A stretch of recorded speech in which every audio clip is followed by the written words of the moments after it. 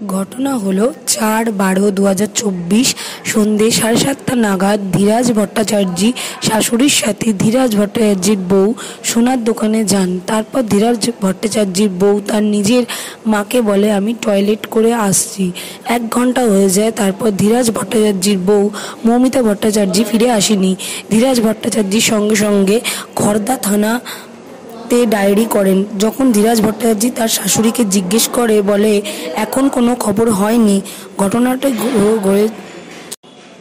ঘটনাটা হয়েছে রাসমণি মোড় সোনার দোকানের সামনে। সাথে করে 3000 টাকা, একজোড়া সোনার কানের, ছেলের কোমর বিচা নিয়ে গেছে ধীরাজ ভট্টাচার্যের বউ মৌমিতা ভট্টাচার্য। চলে যাওয়ার সময় বাদামি রঙের ফ্রক ও তার ওপর পিঙ্ক রঙের সোয়েটার, গায়ের রং শ্যামবর্ণ। কোথাও যদি দেখতে পান তাহলে এই নাম্বারে যোগাযোগ করুন 9163571154।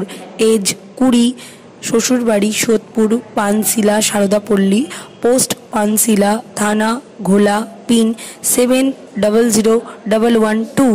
বাবার বাড়ি সোদপুর প্রিয়নগরপুর পাড়, পোস্ট পানশিলা, থানা খড়দা, পিন 700110।